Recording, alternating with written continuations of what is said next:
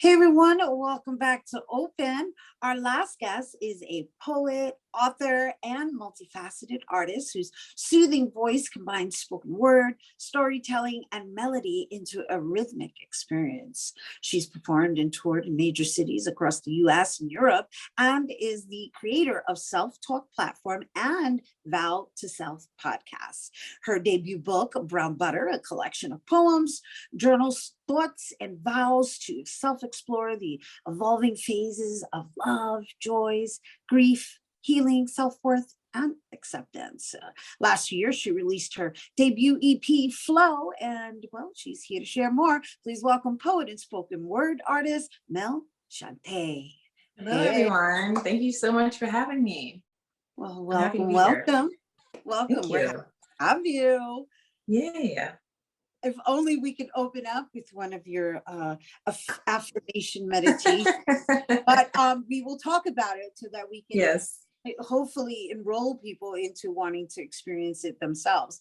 And I do want to say, Mel, this is my first time meeting you.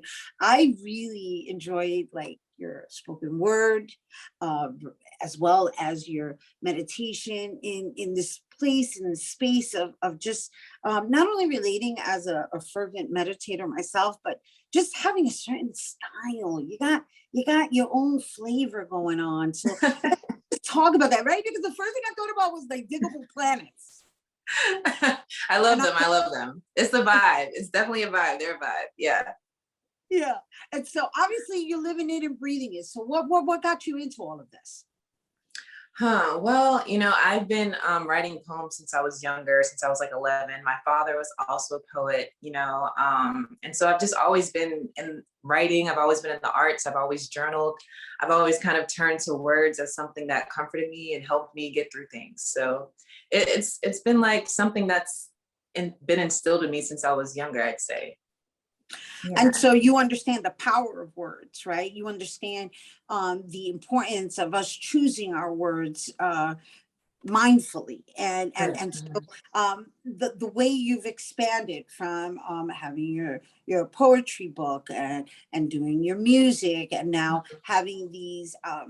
I know it's meditation, but it's more than meditation, because what I experienced was like that self-talk, right? So obviously you titled it Vow to Self, and so yourself in choosing to record it and share it.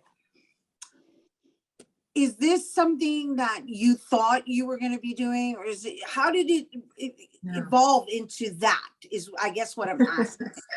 No, actually, it kind of evolved like little by little. I had this idea. Well, I heard the word vow to self. I heard those words in my head.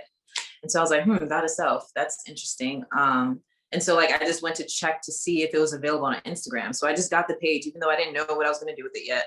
But I was always writing things down, and I think the idea of a vow is kind of not just a wedding vow, but something that you say to yourself to kind of solidify you, to keep you on track, to keep that vision for yourself. And so it's been something that I've learned to do through my performing my poetry, because I would get so nervous. So I would have to kind of say things to myself to kind of ground me and get rid of the nerves a bit, and remember, this is why I'm here. I can do this. It's possible. I have the power within me. I had to keep kind of feeding myself these things. And then it kind of just started to develop into Vow to Self. I created the Instagram page. I posted there. I posted on there, and I also allow people to DM me their affirmations, so then I can post it on the page as well, just to keep the self-talk inspiration flowing. And then I came out with the podcast around last year or so it's still new, and yeah, it's just been a journey, taking it day by day. Yeah, it was a lovely experience, and I'm bringing it up because you have this flavor and this when you hear podcasts, the first thing that one thinks is, oh, this is going to be a discussion of some sort. And then when you get there, it's like, oh my gosh, what a beautiful treat. It's only a few minutes. Not that, everybody gets to choose whatever podcast they want to listen to. But usually it's extensive talking. And so to visit your podcast, it was 5 minutes. Wow, 5 minutes of being with self, listening to the beautiful sound of your voice. Thank you. Yeah. Yeah. Well, And I like podcasts, but I think the way that I digest information is kind of in bits. And so I thought that I didn't really want it, well, not yet at least. I didn't want to have like people on there yet. I just kind of wanted it to be simple, keep it easy. Yeah. and it's needed too. And the reason I'm really harping on it is because, again, when I did visit, I thought, wow, this is something I would love to start my day with, right? You have enough in there to at least cover a week, right? And so, and the way it's been presented is almost like, I want to say you can repurpose it, right? Right. It's something that you could start all over, or play them in different order, so that it's just suiting whatever it is that you're feeling in that day. So I love it. I love where you're going with it. And I Thank know you. that you also have music and your EP, and you're going to be performing for us later.